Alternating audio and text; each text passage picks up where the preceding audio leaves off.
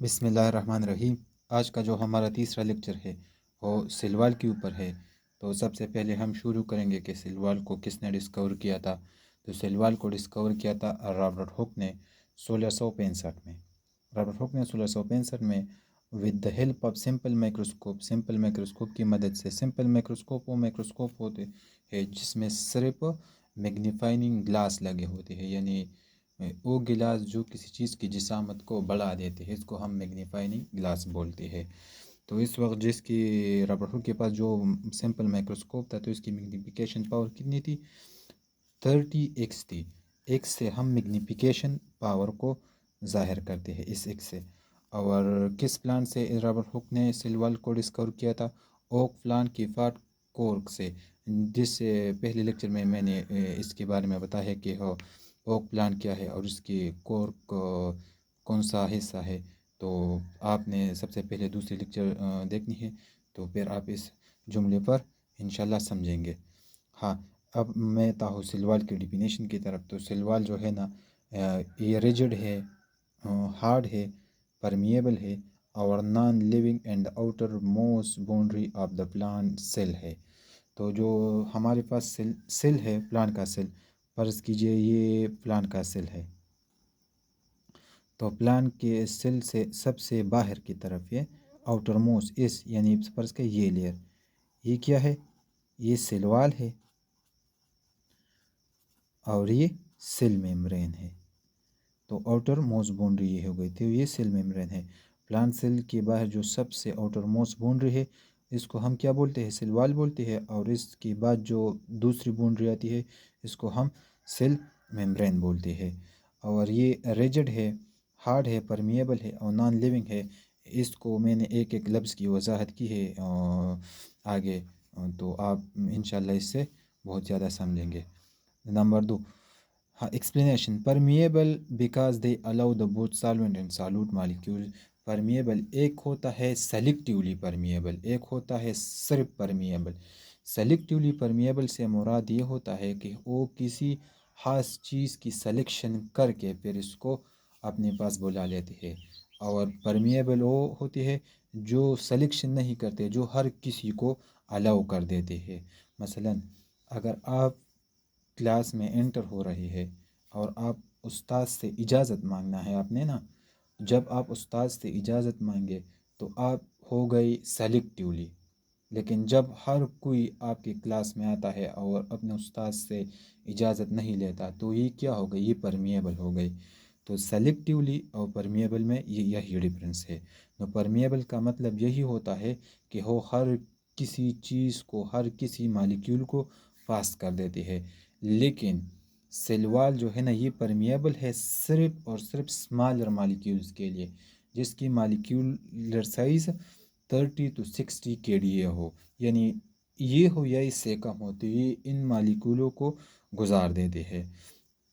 फिर मैंने लिखा है कि सेल्यूलोज है OH group there for the strong interact with the water and because the polar their part is permeable.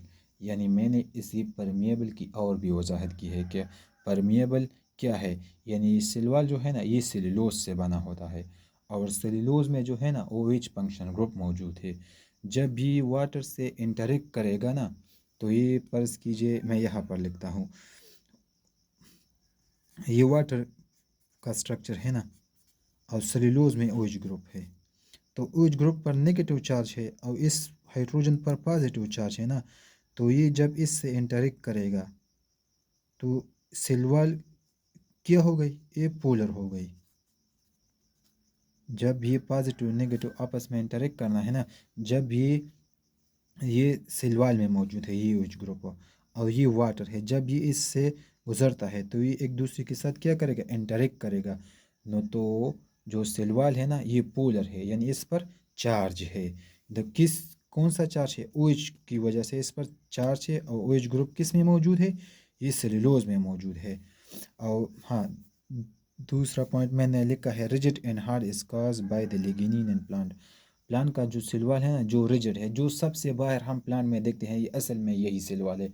ये जो रिजिड है और हार्ड है, इसमें ये रिजिडिटी और हार्डिटी किसने बनाई है? किसकी वजह से? लिग्निन की वजह से है। लिग्निन आगे हम जाएंगे इस लेक्चर में तो आपको पता लग जाएगा कि लिग्निन क्या है। बस बेसिकली एक मॉलिक्यूल है जो प्लांट में हार्डनेस या रिजिडिटी को काज कर देते हैं सेल वॉल में। हाँ, फिर इसके बाद हम आते हैं सेल वॉल की कंपोजिशन की तरफ। तो प्लांट का सेल वॉल जो है ना, ये किससे बना होता है? सेल्यूलोज से बना होता है। और सेल्यूलोज में कौन सा ग्रुप मौजूद होता है? ओएच ग्रुप मौजूद होता है। और ओएच ग्रुप किस से इंटरेक्ट करेगा? वाटर से इंटरेक्ट करेगा या अदर मालिक्यूल से इंटरेक्ट करेगा? और जब ये इन अदर मालिक्यूल से इंटरेक्ट करेगा तो सेल वॉल क्या होगा? पोलर इन नेचर होगा। तो हाँ, फिर जो सेल्यूलोज है इसमें कौन सा फंक्शनल ग्रुप मौजूद होता है? ओएच फंक्शनल ग्रुप मौजूद होता है। सेल्यूलोज में कौन सा फंक्शनल ग्रुप मौजूद होता है? ओएच फंक्शनल ग्रुप मौजूद होता है। ये मैंने पहले भी बता दिया है आपको। फिर मैंने सब कुछ इसलिए लिखा है ना कि मैं आपको सिर्फ लिखना कम करूँ और बोलना ज़्यादा करूँ, इसलिए मैंने सबसे पहले इस लेक्चर को लिख दिया है। और अब मैं दूसरी पेज की तरफ जाता हूँ। तो इससे पहले हमने बता दिया कि प्लांट का जो सेल वॉल है वो किससे बना होता है? सेल्यूलोज से बना है। ये हो गई एक एमसीक्यूज। पंजई का जो सेल वॉल है वो काइटिन से बना होता है। इसमें NH2 फंक्शनल ग्रुप मौजूद होता है। एसिड अमाइड फंक्शनल ग्रुप इसमें मौजूद होता है। ये भी आपने याद रखना है कौन सा फंक्शनल ग्रुप काइटिन में मौजूद होता है। और प्रोकैरियोट यानी बैक्टीरिया को जो सेल वॉल है ना, ये पेप्टाइडोग्लाइकेन से बना होता है। ये इसके हम म्यूरिन भी कहते हैं। और इसका तीसरा नाम एन एसिटाइल ग्लूकोज अमाइन भी इसका तीसरा नाम है। बैक्टीरिया का सेल वॉल किससे बना होता है? ये बना होता है पेप्टाइडोग्लाइकेन से, म्यूरिन से और एन एसिटाइल ग्लाइकोज अमाइन। ये बेसिकली पेप्टाइडोग्लाइकेन को हम म्यूरिन भी बोलते हैं और म्यूरिन को हम एन एसिटाइल ग्लूकोज अमाइन भी बोलते हैं। फिर मैंने और पॉइंट्स भी लिखे हैं कि सेल वॉल की फॉर्मेशन किस तरह हुई है। तो सेल वॉल जो है ना, cell wall is form during the mitosis. Cell wall जो है ना, ये माइटोसिस के दौरान बनता है। We know that mitosis has a 4 phases. अगर आपने 10th क्लास में माइटोसिस पढ़ा है तो आपको पता होगा, अगर नहीं पढ़ा है तो इसमें क्लास में आगे लेक्चर्स में आने वाला है कि सेल वॉल के माइटोसिस कौन सा अमल है, उसमें क्या होता है। तो जो माइटोसिस है ना, इसकी 4 पेजेस है। लेकिन जो सेल वॉल है ना, वो बनता है टील्यूपेज में। टील्यूपेज एक मरहला होता है माइटोसिस में जिसमें सेल वॉल बन ही जाता है। यानी सेल वॉल, अगर आपसे कोई ऐसा सवाल पूछे कि सेल वॉल बनाने का काम किस ऑर्गेनेलिस का है, तो आपने गाल्जी बॉडी बतानी है। जब गाल्जी बॉडी बन जाती है माइटोसिस में तो गाल्जी बॉडी एक और स्ट्रक्चर, एक वेजिकल स्ट्रक्चर बना लेती है। और फिर ये वेजिकल स्ट्रक्चर टील्यूपेज पेज में जो है ना, ये सेल वॉल बना लेती है। तो एक पॉइंट आपने ये भी याद रखना है कि जो सबसे पहला लेयर बनता है सेल वॉल में वो क्या है? वो मिडिल लेमेला है। मिडिल लेमेला जो है ना, ये सबसे पहले माइटोसिस में बन ही जाता है। क्यों बनता है माइटोसिस में पहली? बिकॉज क्योंकि ये एक सिम के तौर पर काम करता है। ये प्राइमरी और सेकेंडरी वॉल को कनेक्ट करते हैं, इसलिए ये सबसे पहले बनता है। And plant tissue formation responsibility of middle lamella. जिस तरह आपने टिश्यू का नाम तो सुना ही होगा, जब 2 या 2 से ज़्यादा सेल इकट्ठे हो जाए तो इसको हम टिश्यू बोलते हैं। तो जो बेसिकली मिडिल लेमेला है ना, ये एक सेल और दूसरी सेल को कनेक्ट कर देते हैं। क्या करते हैं? कनेक्ट कर देते हैं। तो इससे ये बात भी साबित हुई कि जो प्लांट में टिश्यू का काम है, ये किसकी मदद से होता है? तो ये मिडिल लेमेला से होता है। और आपने ये बात भी याद रखना है कि जब मिडिल लेमेला बन जाएगा सबसे पहले, दूसरी नंबर पर प्राइमरी वॉल बन जाएगा और तीसरी नंबर पर सेकेंडरी वॉल बन जाएगा। यानी मैं रिवाइज कर देना चाहता हूँ कि सेल वॉल कौन सी मरहले में बन जाता है? माइटोसिस में। माइटोसिस की कौन सी मरहले? टेलोफेज में। टेलोफेज में फिर क्या होता है? फिर ये होता है कि गाल्जी बॉडी बन ही जाता है और गाल्जी बॉडी फिर एक वेजिकल बना लेती है और ये वेजिकल मुस्तकबिल में क्या बनाएगी? सेल वॉल बनाएगी। तो फिर माइटोसिस में तो इसकी तो 3 लेयर है। कौन सी लेयर सबसे पहले बन जाती है? तो सबसे पहले जो लेयर बन जाती है वो मिडिल लेमेला है। तो मिडिल लेमेला क्यों पहले बन जाती है? क्योंकि एक सिमट के तौर पर काम करता है और इसने 2 सेल्स को इकट्ठे करने हैं, 2 सेल्स की प्राइमरी वॉल्स को इकट्ठे करने हैं। यानी प्लांट में टिश्यू फॉर्मेशन किसकी वजह से होती है? ये मिडिल लेमेला की वजह से होती है। और दूसरे नंबर पर कौन सी वाल बन जाएगी, प्राइमरी वाल, और तीसरे नंबर पर सेकेंडरी वाल बन जाती है। तो ये हो गई हमारी दूसरी पेज। अब मैं तीसरी पेज की तरफ जाता हूँ। ये मैंने अब स्ट्रक्चर जो है ना ये ड्रा किया है इस सेल वाल की। तो बेसिकली जो ये एक सेल है, ये दूसरा सेल है, या इसमें मिडिल लैमेला है। तो जो सबसे आउटर मोस्ट बाउंड्री है ना, ये बाउंड्री, कौन सी बाउंड्री, ये बाउंड्री जो है ना, ये जो है ना ये प्राइमरी वाल है। ये क्या है, ये ऊपर से चालू शुरू करते हैं। जो ये है ना इसको हम मिडिल लैमेला बोलते हैं, मिडिल लैमेला बोलते हैं। तो ये ऊपर जो है ना एक सेल है, नीचे दूसरा सेल है। तो जो इसके दरमियान है ना ये मिडिल लैमेला है। मिडिल लैमेला के बाद कौन सा लेयर शुरू हुआ है, प्राइमरी वाल। प्राइमरी वाल के बाद कौन सा लेयर शुरू हुआ है, सेकेंडरी वाल। और सेकेंडरी वाल के बाद कौन सा लेयर शुरू होता है, या मैंने ऐसे ड्रा किया कि आप समझ जाए कि ये जो ब्लैक लेयर है ना ये क्या है, सेल मेम्ब्रेन है। और सेल मेम्ब्रेन के बाद सेल के ऑर्गेनेल्स भी मौजूद होंगे और स्ट्रक्चर्स भी मौजूद होंगे। तो ये मैंने इसका डायग्राम ड्रा किया है। फिर एमसीक्यूज आते हैं कि इनसाइड टू आउटसाइड सीक्वेंस लिख के सेल वाल की। तो आपने क्या लिखना है, इनसाइड टू आउटसाइड, यानी अंदर की तरफ से शुरू करे और बाहर की तरफ आए, इनसाइड टू आउटसाइड सीक्वेंस।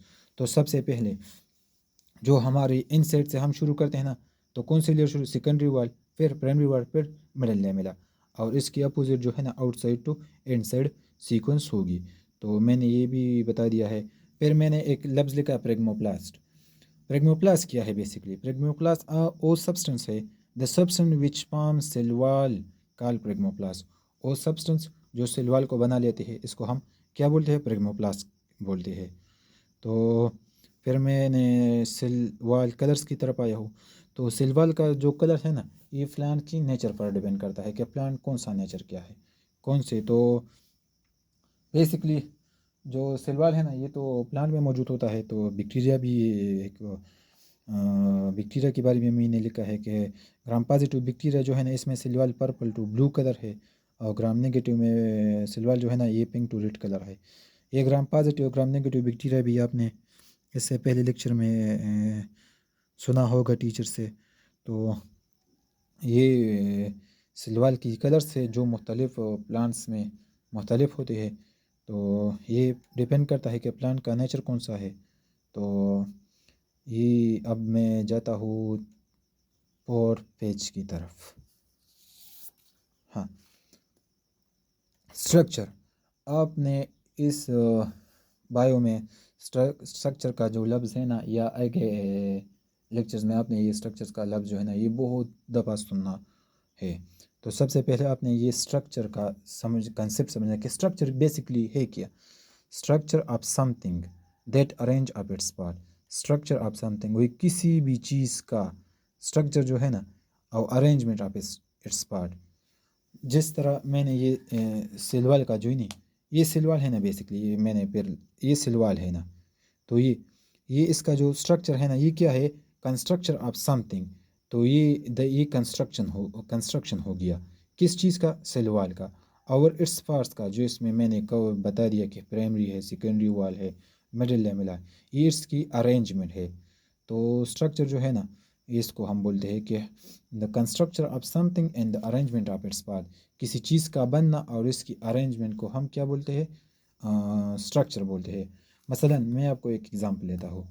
मेरे साथ ये पेन है, ये पेन मैं इसको ऐसा काट दूँ तो इसके अंदर कौन सी, इसके अंदर जो भी चीज़ मौजूद हो ना तो हम इसको क्या बोलते हैं, द स्ट्रक्चर ऑफ पेन बोलेंगे। इसको हम क्या बोलेंगे, द स्ट्रक्चर ऑफ पेन बोलेंगे। तो जो सलवाल है या किसी भी चीज़ का जो स्ट्रक्चर होता है, आपने बहुत जैसे ऐसा भी सुनना होगा कि the structure of kidney, the structure of liver, the structure of brain, ये आपने देखना है, सुनना है। और तो मैंने इसलिए द स्ट्रक्चर का जो लफ्ज़ है इसके डिफाइन किया है। सलवाल स्ट्रक्चर, सेल वॉल का जो स्ट्रक्चर है ना ये 3 लेयर से बना होता है। सबसे पहले जो लेयर है इसमें मिडल लेमिला है। It is the pulse form layer between the two primary wall of the two adjacent sales. तो मिडल लेमिला जो है ना ये मैंने बता दिया पहले कि ये सबसे पहले बनने वाला लेयर है और ये टू दो इकट्ठे सेल्स के दरमियान मौजूद होता है। ये दो इकट्ठे सेल्स के दरमियान मौजूद होता है, ये इसकी लोकेशन हो गई।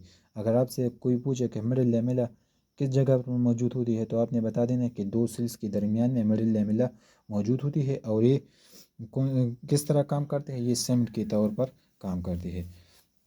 तो इसकी कंपोजिशन के बारे में फिर मैं आ गया हूँ को पेक्टिन मिडिल लेमिला कम बना होता है पेक्टिन से। पेक्टिन जो है ना ये कार्बोहाइड्रेट मालिक्यूल्स है एंड फॉर्म ऑफ पेक्टिन मौजूद होता है। इसमें कैल्शियम या मैग्नीशियम पेक्टेट की शक्ल में ये मौजूद होता है। यानी middle lamella calcium magnesium pectate से बना होता है। इसका जो थिकनेस है 1 माइक्रोमीटर है। ये भी अपने एमसीक्यूज़ के लिए याद रखना है। और द मेन में फिर इसके बाद मैं इसके फंक्शन की तरफ आया हूँ कि it's the main function to bind the primary cell wall to the adjacent cell together.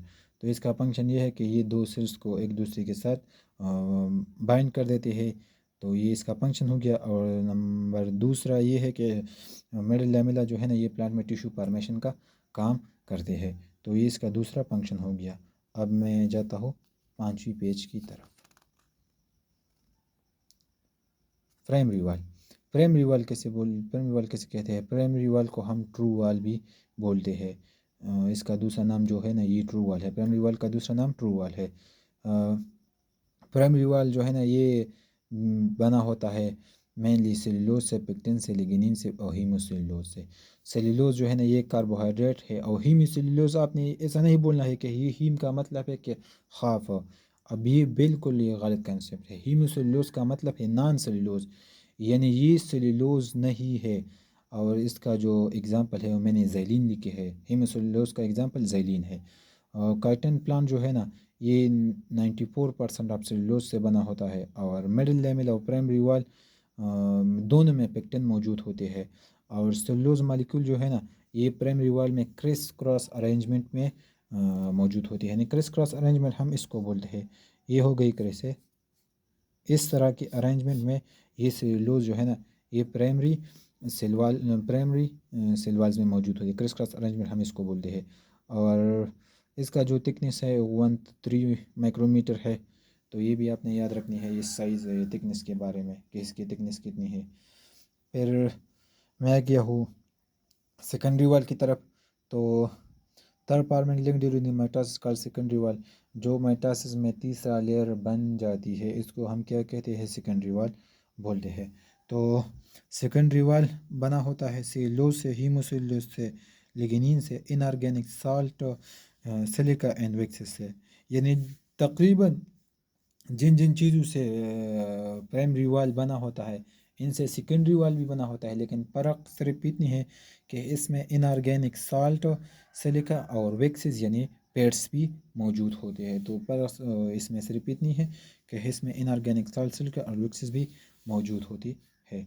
तो मैं अब जाता हूँ 6 पेज की तरफ। तो प्राइमरी और सेकेंडरी वाल की जो कंपोजिशन है वो तकरीबन सेम है। तो इसलिए मैंने इसको जो थोड़ा सा डिफरेंस है ना इसको इन दोनों में, तो मैंने इन दोनों को लिखा है कि इसमें कौन कौन से डिफरेंस मौजूद है। तो प्राइमरी वाल में जो है ना सेलुलोज कम मौजूद होते हैं और सेकेंडरी वाल में सेलुलोज जो है ना ये ज़्यादा मौजूद होते हैं। ये अपने एमसीक्यूज़ के लिए याद रखना है। तो प्राइमरी वाल है इसमें पेक्टिन मौजूद होता है, जो सेकेंडरी वाल है इसमें लिग्निन मौजूद होते हैं। तो जो पेक्टिन की वजह से प्लांट की सेल वाल में इलास्टिसिटी आ जाती है या इलास्टिक इन नेचर हो जाती है। और लिग्निन की वजह से है ना, लिग्निन ऑर्गेनिक मालिक्यूल है और लिग्निन की वजह से मालिक्यूल में सेल वाल में रिजिडिटी आ जाती है, यानी जो सख्तपन है लिग्निन की वजह से होता है प्लांट पे। जो प्राइमरी वाल है लेस ऑप्टिकली एक्टिव है, जो सेकेंडरी वाल है ना वो स्ट्रांगली ऑप्टिकली एक्टिव है। तो जो स्ट्रांगली ऑप्टिकली और लेसली ऑप्टिकली एक्टिव है ये किसकी वजह से है? ये सेलुलोज की वजह से है कि ऑप्टिकली लेस एक्टिव है प्राइमरी वाल। और सेकेंडरी वाल जो है ना ये स्ट्रांगली ऑप्टिकली एक्टिव है किसकी वजह से? सेलुलोज की वजह से है। लिग्निन जो है ना ये प्लांट में, वुडी प्लांट में सिर्फ मौजूद होती है, और लिग्निन जो है ना ये हर्ब्स में एब्सेंट होती है, जो हर्ब्स है इसलिए सॉफ्ट एंड नेचर हो जाती है। लिग्निन जो है ना ये प्लांट में हार्डनेस काज कर देते हैं, ये मैंने फिर भी लिखा है आपके लिए। फिर मैं आया हूँ सेल वॉल की फंक्शन की तरफ। सेल वॉल जो है ना ये सेल को एक प्रॉपर शेप देती है, यानी सेल वॉल जो है ना ये सेल को एक खास शेप देती है, यानी और दूसरा मैंने लिखा है ये सेल को स्ट्रेंथ भी प्रोवाइड कर देती है, यानी जो सेल का जो सख्तपन है ना, ये किसकी वजह से है, ये सेल वॉल की वजह से है। और ये परमिएबल है, सेल वॉल जो है ना ये परमिएबल है, तो इसलिए इनसे बहुत सारे मालिक्यूल्स का आना जाना होता है। प्रोटेक्ट सेल फ्रॉम अस्मोटिक लेसेस, ये सेल वॉल जो है ना ये सेल को अस्मोटिक लेसेस से बचा देती है कि ये न हो जाए अस्मोटिक लेसेस। ये भी आप आगे लेक्चर में सुनेंगे, अंडरस्टैंड करेंगे। और सेल वॉल जो है ना ये हाइड्रोपोलिक इन नेचर, हाइड्रोपोलिक का मतलब है जो वाटर लविंग होती है। ये वाटर लविंग किसकी वजह से, सेल्यूलोज की वजह से, सेल्यूलोज नॉइज फंक्शन ग्रुप है, तो इसलिए ये क्या है, हाइड्रोफिलिक इन नेचर है। It's protect cell from escaping the cell wall जो है ना ये सेल को स्केपिंग से बचा लेती है, यानी अगर सेल वॉल ना होता, आप ऐसा कंसिडर करें कि एक प्लांट में सेल वॉल ना हो तो फिर क्या होगा प्लांट की सेल में। तो जो प्लांट की सेल में जो बाकी ऑर्गेनेलिस है ना, ये इस सेल से बाहर ही आने हैं, ये बाहर जाएंगे। और दूसरा, फिर प्लांट की सेल वॉल का कोई शेप नहीं होगा, क्योंकि एक ऑर्गेनेल एक तरफ जाएगी, दूसरी ऑर्गेनेल दूसरी तरफ जाएगी। तीसरा, अगर सेल वॉल ना हो प्लांट सेल में, तो प्लांट का जो सख्तपन है ना वो प्लांट में भी नहीं, वो प्लांट में ना होगा। और तो ये था हमारा आज का लेक्चर सेल वॉल के ऊपर। I hope you will understand it and you will get it. But you have any question, you can ask, and you can ask me in the below comment section. Thank you.